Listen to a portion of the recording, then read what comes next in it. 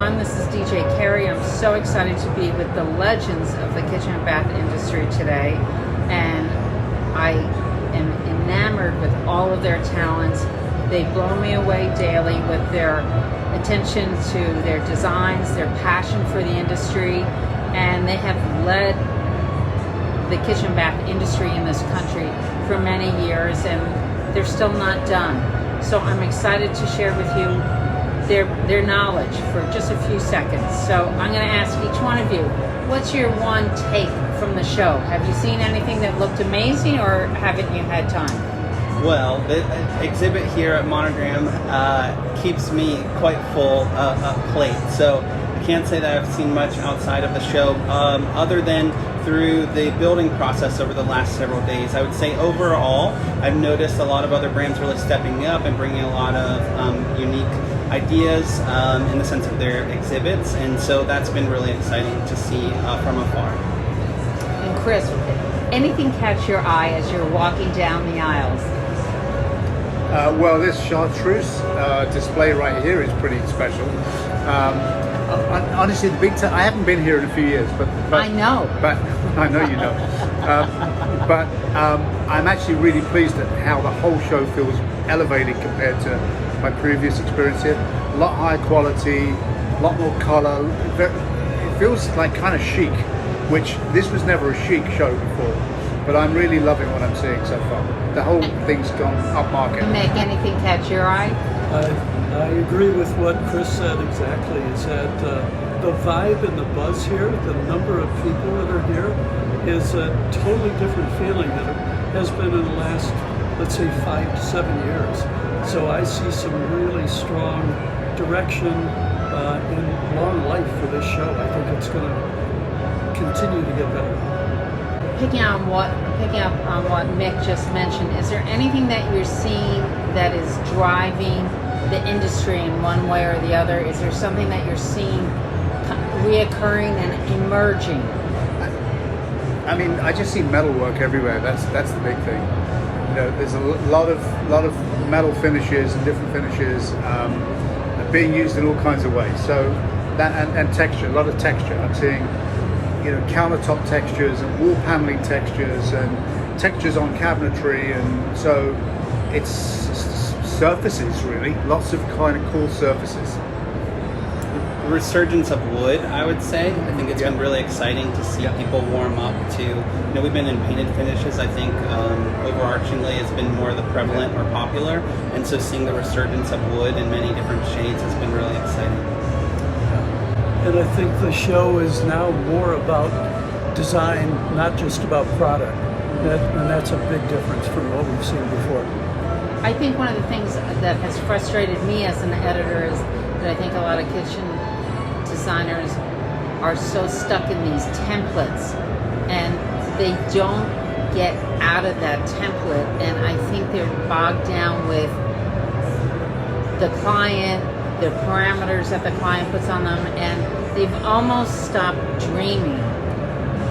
And I find that a lot of the designs is lacking emotion. So I'm going to ask the three of you, when you're designing, what is one emotion that you use to propel you to create a better design than what you originally thought? I think, you know, what I certainly resonate with what you said is this idea of, you know, sometimes you see people kind of in a more mass mindset of just, I think they're almost too focused on the cabinet box. I always say look outside the box, right? Because you really have to be more mindful of the integration of the physical space, right? And not just solely on the components, right, of the kitchen, right? You have to really be looking at the scale and the proportions and how it implements and integrates into the room. And that's something that I think continually I've really through time, you know, have worked really diligently developing CEUs and different things and trying to get out there in this industry and try to educate people on that, because I do think that's a really you know, there needs to be more awareness and education to those certain principles that can help people further enhance their designs. Yeah, so I agree with both of those. I mean, I as much as I'm a cabinet maker, I don't think of us as a cabinet maker. I think of us as a room design company, and we just happen to make part of that. So this holistic design is very important to me. Like, I start designing a kitchen when I'm driving up the driveway to someone's house, because I'm already seeing and feeling what this needs to be. It's not, there should be a natural progression through the entire space, right? So everything kind of informs everything, and it all just works. So, and I think that is where warmth and comfort come into play, right? So it's a natural progression of that. I was amazed when I was thinking about interviewing the three of you. Not only are you fabulous designers, but there's a common thread that runs through all three of you. And Mick, you actually have a quote in your book. It's a great book, everyone, you should buy it. And it's called Kitchen. And you talk about the importance of detail. And all three of you are really into the details. So do you want to talk about details and how important they are in your design? Yeah, I think the details are everything. It is, and it's not only the details, but it's the resolution of details that I think people can really see through, not just a material or a product, but understanding the why of it and the resolution becomes so important. Right. And it shouldn't be static. And I think young designers sometimes will take a detail and they think it's so important, but it's not integrated, or as you said, Chris, pushed. So it becomes something else. Yeah. Chris, how do talk to me about your details? Yeah, so for me, like, if you're walking into a kitchen and you stop at the door and you're stopped in your tracks because it's impactful, to me that's a fail. I actually don't like that. I would rather this sort of journey of discovery happen with the client over a period of time. So they like the room, they don't know why they like it, but it feels great to them.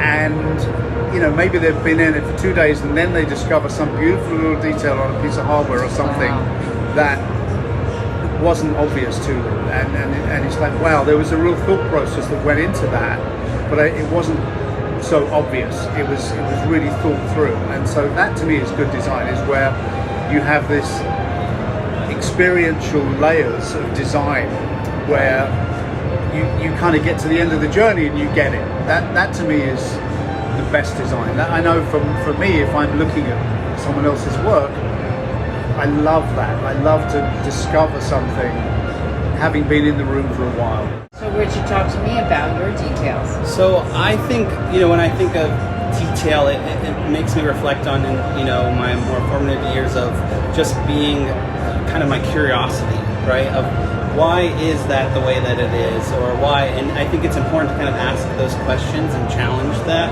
idea, right? Where I've just wanted to kind of be a sponge to learning a little bit more of, the typical countertop overhang is this, or the typical countertop thickness is, X or Y, and it's like, well, have we thought about that in a different point of view? Right. I think it's important to start to challenge that, and that's, through that process is really where I started to deeper dive into this, thought process of detail, and I certainly really resonate with what Chris said about just like really carving those layers. It's like, you put out a design development or something schematic, and then you kind of go into design development, and then you go into construction and documentation, but we're just constantly adding further layers and cutting sections and really looking at the proportions and, doing mock-ups and scale, and I think it's important that you do that and,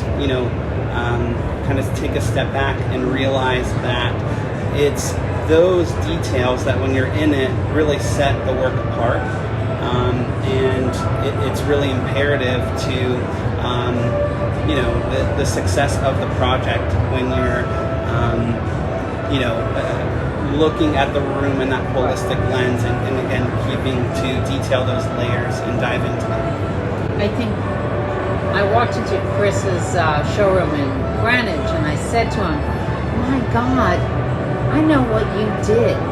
And it still amazed me that he made women feel gorgeous in his kitchens. And I was like, you're brilliant. Because most women are like, I don't want to go into the kitchen. I have so many chores to do. But if you feel beautiful, and going back to what Mick said, it's this sense of comfort and joy because they want to be in the kitchen. And I think and you are continually pushing the envelope on what a kitchen should be. I think all of you give your consumers an experience that they'll never get with any other kitchen designer, and that's what makes you guys the masters. So I want to thank you, all three of you, because I'm so taken with your work, and I thank you for constantly pushing the envelope to greater heights. Thanks, guys.